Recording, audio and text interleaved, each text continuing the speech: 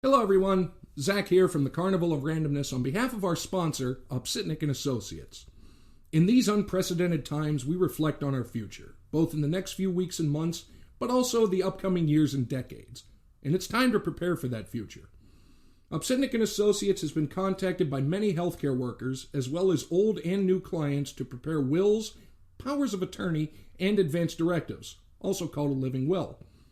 All of you need these documents. So don't say you don't have any assets to speak of, no children or other dependents. Regardless of the circumstances now, you will need a will for today and tomorrow. Al Upsitnik feels so strongly about having wills and other needed documents prepared that Upsitnik & Associates can prepare your will, power of attorney, and living will at no charge. You heard that correct. No charge until the end of 2020. No hidden fees or gimmicks. Al feels so strongly about planning for the future at this time that he is willing to assist you with your future. Trust Upsitnik & Associates, attorneys for 42 years, from the Supreme Court to Alaska and everywhere in between. You can find them online, upsitnikslaw.com, on Facebook, Upsitnik & Associates, or call them toll-free 1-866-391-3299 to prepare for your future. Hello, everybody. Welcome back to another episode of the Carnival of Randomness. I am Zach, and as I sit here, it's almost Thanksgiving here in the United States, and as it's looking, there might be a possible another shutdown coming in the near future. So what I thought would be look back at a previous episode we did right at the beginning of this whole thing when Cousin Opie joined us, and we discussed some quarantine television stuff that we had been watching, we're going to be watching to kind of pass our time during this inevitable period of isolation. So what I thought was I'm going to start to take a look at a series, what I call movies I watched so you don't have to. Now, you can watch some of these if you want to, but I figured I would take the bullet and watch some of them. Granted, it wasn't just for this purpose. I do have a weird passion to find some of the more not good science fiction movies and watch them just to see, because as I've made a point before, and how I've always felt, is there is a difference between a good movie and an entertaining movie. And unfortunately, a lot of these movies sometimes don't fall into either category. So let's take a look. I'm only going to focus on what this episode is going to be focusing on, the versus movies. So, the one example, just to give you an idea of what I'm talking about, is the old chestnut Cowboys versus Aliens. Not going to talk about that one because it was a big budget, and the one thing you're going to discover through this process is the titles are very accurate as to what they are. Cowboys versus Aliens was indeed a movie about cowboys versus aliens, and if I remember correctly, I think it had Daniel Craig in it. And that's another thing about some of these movies, mostly that hit the Sci-Fi Channel. A lot of them have names that we all know. You may not necessarily call them huge names, but they're names that we all know for various things. So I went through, I found a list of ones. Some I've seen. Actually, most I've seen, some I've blocked out, and one or two I actually haven't seen, but I do have access to find, to watch. So, the first one I came up with was, and this is a very apt title, Airplane versus Volcano. Came out 2014. One of the big star in this is Dean Cain. And the gist of it is, as you can probably tell from the title, Airplane versus Volcano, except it's volcanoes. And airplane is flying and becomes entrapped in a ring of erupting volcanoes. Don't know how the entire ring of volcanoes erupted at once, but they seem to be doing so. And they have to figure out a way to land the plane without flying through massive erupting spouts of lava. So, Airplane versus Volcano, if you can find that one, it's a film, and that's pretty much as I can say about a lot of these. Moving down the list, But continuing on with the natural disaster type thing, we have Asteroid versus Earth. Also 2014, starring Tia Carrera, she of Wayne's World, and several other things, and then just kind of backed away from the limelight a little bit. But you have meteor shower heading for Earth. Scientists obviously must figure out a way to stop it. Old trope, but it's one that is always able to, be able to go back to. Now we're starting to move into some of the more odd ones, the animal-type movies. And again, this is alphabetical order. This has nothing to do with preference, movie in order I've seen them. This is just from a list. 2004, but without a really big name that I could spot, we have Boa versus Python. And naturally, you would think you would see that maybe in, Blue Planet or something. But this is different because they're mutated, genetically altered. Boa versus Python battle to the death and naturally kill a shitload of humans along the way. Then we have... This one actually was something. It's from 2013 called Chupacabra versus the Alamo. And it stars Eric Estrada, he of Chips fame. What are you going to do? You're down in Texas. You have drug cartel members who are turning up dead, completely drained of blood. So the sheriff has to go and look, and naturally, boom, the legendary Chupacabra, a.k.a. the goat sucker, or sometimes referred to as the Mexican Bigfoot. Chupacabra versus the Alamo. And naturally, the Alamo, it is set in San Antonio, Texas. Off-topic thing, several years ago, I was in San Antonio for a work thing, and we went and saw the Alamo, and I was actually surprised at how kind of small the Alamo was, and when we remarked this to each other, actually Cousin Opie was there with me, and somebody overheard us and said, yeah, that's what most people say, is the fact that the Alamo is so small compared to the stories. But cheap plug for San Antonio. It's a nice little town. The Riverwalk is very nice. If you ever have a chance to go there and just take a look at it, if everything goes back to normal, I'd say do it. It's a nice little town, city. Moving on with our fun movie list. Dino Croc versus Super Gator. Came out in 2010. The big star in that one is David Carradine. We all know David Carradine, Kung Fu, and unfortunately his unfortunate passing. But Dino Croc versus Super Gator. A monstrous dinosaur-sized crocodile versus a gigantic alligator. Not much more really needs to be said about that one, in my opinion, but if you want, check that one out, because it's probably 90 minutes of shut your brain off and look at the TV. This one I actually haven't seen coming up, but it sounds interesting. From 2015, it's called Hansel versus Gretel, in which, from what I read, Gretel gets possessed, and Hansel has to raise the courage to fight his twin sister and battle the demons residing within her. Yeah.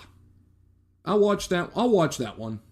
I probably will. And then, if you watch it, let me know. If you watch it before I do, let me know if you survived it and talk about that. Moving on, more genetic animals, Komodo versus Cobra, released in 2005. Not many big names that I could see. And you have an island with a research station. And naturally, a lot of these movies are involving some sort of human/government/industrial research that for some reason inexplicably creates a giant monster. In this case, a giant cobra and a giant Komodo dragon. And this has been going on since the 50s, when Ishiro Honda first came up with the idea for Godzilla. The nuclear war created some sort of giant mutant, in their case, kaiju. And I do want to do an episode on kaiju later. And for those that don't know it, if you've seen Pacific Rim, they always refer to the giant monsters as kaiju, and that comes from the Japanese word for giant monster. Where we go? I lost my place. No, I didn't. So, 2015 gave us Lake Placid versus Anaconda. Lake Placid, we can figure out. We've seen the Lake Placid movies, giant alligator. Mind you, I think filmed in Canada. Not anywhere near Lake Placid, New York. So, giant shark versus giant anaconda, 2015. This one has two names. We have starring Corin Nemec, he of Parker Lewis Can't Lose fame, and many other sci-fi movies. And also stars the great Robert Englund. For those that don't know that name, shame on you, because he is the original Freddy Krueger. Also a trained Shakespearean actor, but inexplicably his career after Freddy Krueger and Nightmare on Elm Street took him down the road of kind of B-grade horror movies. And he's in a ton of them. I mean, he could have an entire episode devoted to him, which he might in the future. Lake Placid versus Anaconda, Parker Lewis and Freddy Krueger. What are you going to do? It's a movie. Continuing now, this one I actually remember watching it when it aired on the Sci-Fi Channel. Back in 2011, a movie came out called Megapython versus Gatoroid. Again, truth in advertising. Megapython, a Gatoroid, giant mutant gator. Because the pythons had come into the Everglades and were threatening the alligator population. So the Gatoroid emerges to fight the Megapython and defend his species. This one is interesting because it stars two pretty big music icons, Debbie Gibson and Tiffany, in different high build roles. And there was one scene near the end of the movie, I believe it was. They're hiding. Tiffany and Debbie Gibson are hiding under a table as the Gatoroid is rampaging through a function. And they look at each other and they say, "Did you hear that? I think we're alone now. There doesn't seem to be anyone around." I'm not making it up. It happened. Or maybe I am making it up because the movie was so awful that I had to put something in there to make it kind of worth remembering, but that did happen. So, somebody watch it and double check it and let me know if I'm seeing things or if I'm just false remembering things that didn't actually happen. We do know that's a thing. And that's another, and here we go. Now we're going to launch into kind of a series. But this is weird because normally when you have something versus something, like Godzilla versus King Kong, each of the individual ones had their own separate movie to let you know who they are. But in this case, I can't remember, I could be wrong, but I can't remember seeing just a sole Mega Shark movie, because there's Mega Shark versus. There's 4 of them. So bear with me because we're going to go through them all. You have Mega Shark, which inevitably is a megalodon, one of the extinct giant sharks. Sorry, Shark Week, megalodons don't exist in South Africa. They didn't sink that boat a few years ago. Stop it. We have that's the one I just read, Megapython. We have Mega Shark versus Giant Octopus. Came out in 2009. Debbie Gibson in another sci-fi movie, but also joined by Lorenzo Lamas. And in this one, you just have generic Mega Shark, generic Giant Octopus, battling it out in the ocean for ocean supremacy. It's an old trope, but it's one that kind of works. Take it up a year to 2010. You have Mega Shark versus Crocosaurus.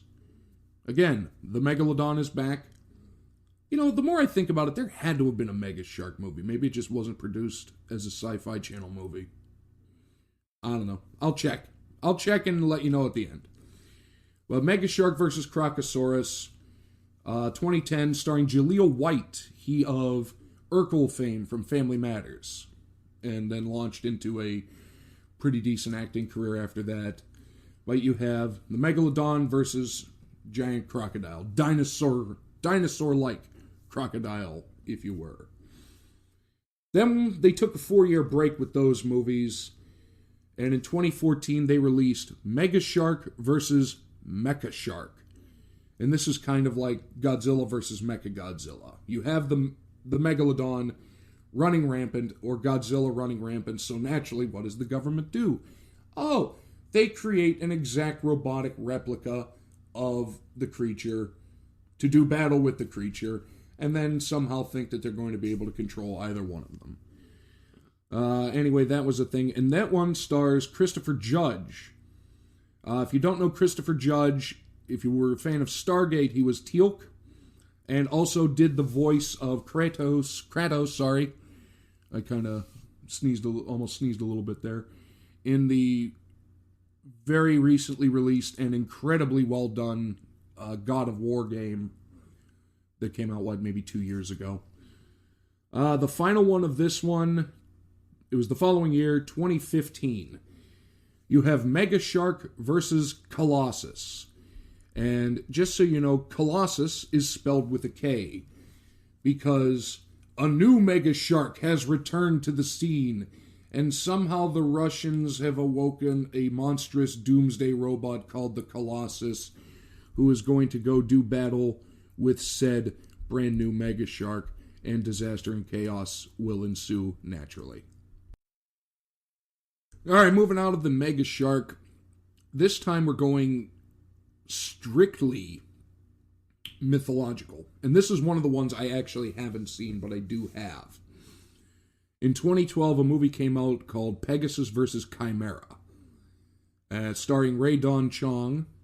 I think she was in Commando with Schwarzenegger back in the 80s, and also the daughter of the legendary Tommy Chong of Cheech and Chong fame. This one, it's pretty self-explanatory from the title, I guess, except there's no indication of where the Chimera came from. And for mythology fans, obviously, we know the Pegasus is the winged horse, and on the DVD cover, it looks just like, your standard winged white Pegasus.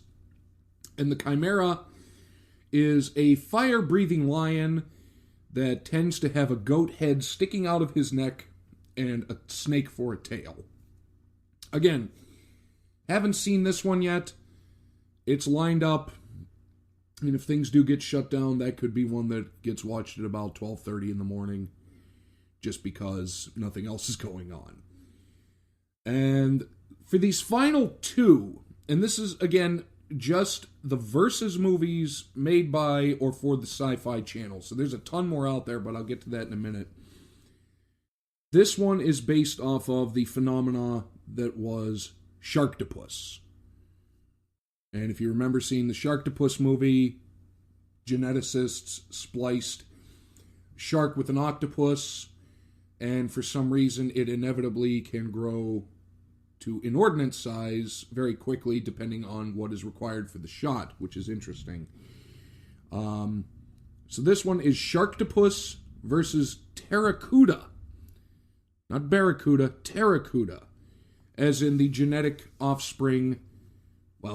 spliced offspring of a pterodactyl and a barracuda. So flying barracuda versus Sharktopus. Yeah. Naturally, the Pteracuda was created in a lab, because that's where all strange things come from. And he or she, we don't know what it is. It escapes to go and fight said Sharktopus. Final one on this list, another Sharktopus one from 2015. Oh, by the way, Sharktopus versus Pteracuda, if I didn't say, was 2014. I didn't really see any major names in the top billing. Unlike with this one, Sharktopus vs. Whalewolf came out the following year, 2015. This is our good buddy Sharktopus is coming back, this time to face off with a killer whale or an orca that has been spliced with wolf DNA. I'd like to say I'm making this up, but unfortunately I'm not. I kind of wish I was, because then I would have a really cushy writing job. But this one stars Casper Van Dien. You should know Casper Van Dien. Starship Troopers, and many other things. And like I say, this is just a slight whetting of the appetite to the Versus movies just on the Sci-Fi Channel. There are plenty more, like I mentioned, Cowboys versus Aliens, and then there's the more serious ones, Kramer versus Kramer.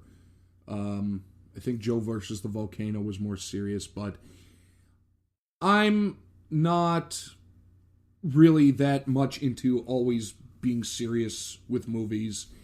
I do like really good serious movies. I'll sit there. I have watched in the past I think the middle cut of Das Boot. I think it was about 3 hours and 50 minutes. I have seen that. I have seen some of the quote-unquote great classic films. But every now and then, it's nice to go, shut your brain off, don't think about anything for, 75 to 100 minutes, whatever it is, and watch. I don't even know what you could call it, but you could call it, I don't even know. Perhaps, it could, depending on the movie, could be an abomination, could be a hidden gem, could be something you laugh hysterically at for hours on end and turn it into a fun thing with your friends, like, hey, let's see who can survive this movie, and turn it into a drinking game, not advocating binge drinking by any stretch of the imagination, but we all know what happens. And that's the good thing about some of these maybe more low-budget sci-fi type movies, is that they're not designed to even attempt to win an Oscar. They're designed to be silly, they're designed to be fun, they're designed to be entertaining. Unfortunately, not all of them check all those boxes, but they've been doing it since probably the early 2000s, if not even into the late 90s. And they've been going strong since then, so you can't really argue with the success they have. I mean, who remembers back when Sharknado first came out? And I think Sharknado came out in, oh God, when did it come out? I think 2012, 2013, somewhere in there. And it's something that now when you look at it, everybody that saw the title of it, whether or not you liked the movie, the fact of the matter is nobody else came up with it. The idea of sharks being swept up by a tornado and distributed across, the populace. And that one, it's a fun series. It's completely ridiculous. Some of them are even worse than the others. But the fact remains is people were talking about it. I remember Twitter exploding after Sharknado first came out. And I looked it up. It aired on July 11th, 2013 on the Sci-Fi Channel. I did watch it. I was captivated by it because, again, it was, holy God, how has nobody thought of this? And I think that's the good thing that the Sci-Fi Channel does, is they take these things that seem so obvious but nobody ever did because it seems so obvious and make it a reality. Very recently there was Zombie Tidal Wave. Come on. But that, Zombie Tidal Wave, mind you, is for a different show. I just wanted to give you guys a little taste of some of the Versus movies, good ways to kill, up to an hour and 20 minutes, hour and a half of quarantine time. At the very least, it'll make you laugh and shake your head and go, what the hell did I just watch? And it'll get your mind off of the situation, which really is what you want out of a movie. And I just looked it up for you guys. There was no single Mega Shark movie. There was just the 4 film series that I read about the Versus ones. You have Mega Shark, and apparently that's all Mega Shark is a foil for something else. So you had Giant Octopus, Crocosaurus, Mecha Shark, Colossus, and apparently coming up in the pipeline, it's listed as TBA, so who knows if it's actually going to be made, but looking at the title, I want it to be made. Mega Shark versus Moby Dick. I don't think anything really much more needs to be said about that.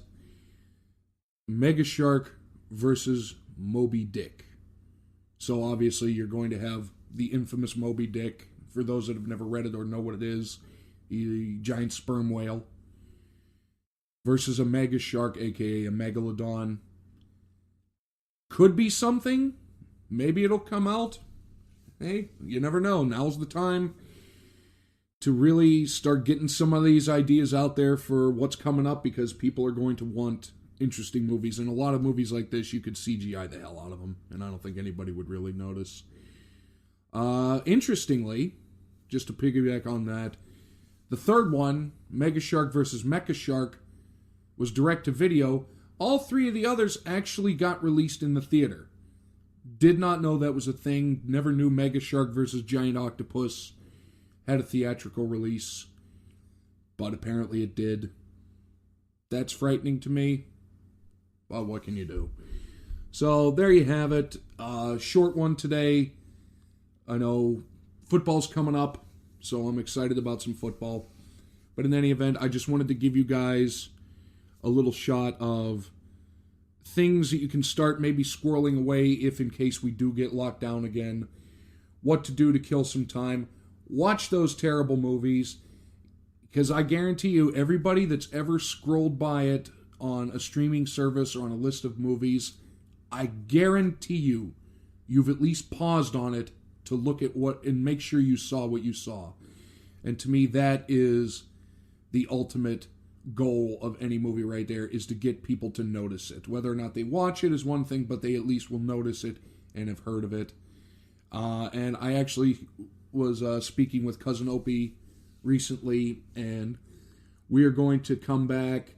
He wants to come back since, again, out in Ohio where he is, they're starting to lock down as well. And we're going to do some more movie things. I know we wanted to really focus on the high point of movies, the 1980s, and all the genres of there. You got the slasher movies, the goofy camp movies, the screwball comedies, the ski movies, the ridiculous action movies that just flooded the 1980s. So hopefully you look forward to that one. That'll be coming in a few weeks. We just got to set that up. So for now, for the carnival, I am Zach. Hopefully you're doing all right. Everybody stay cool. We managed to get through the first slog. Hopefully this one isn't as bad, and hopefully maybe I'm wrong, and you'll be looking at that or listening to this in about 2 weeks going, "No, Zach, you dumbass, we never had a lockdown," but you never know. So anyway, stay safe, stay in touch with people. Try your best to continue to keep supporting local businesses, local musicians, local artists, things like that, because now more than ever, they really need our help. And just stay safe, stay smart, stay listening, keep watching the TV. And if anybody out there finds some interesting, weird versus movies I didn't think of, shoot me an email, shoot us a message on Facebook. Let me know, because if we're in here for a while, I'm going to be needing more stuff to watch. So, as Thanksgiving comes up, I would like to close with some famous words from a famous man, Henry David Thoreau, who said, "Get this goddamn dessert cart off my foot." And basically, I defy you to tell me he didn't say that at some point. So, on that weird-ass note, I'm going to wrap this up. Have a happy Thanksgiving. Everybody be safe. And reach out to your loved ones if you can't be there with them. Have a Zoom Thanksgiving or whatever. And enjoy the rest of your week, and we'll see you next week. Goodbye, everybody.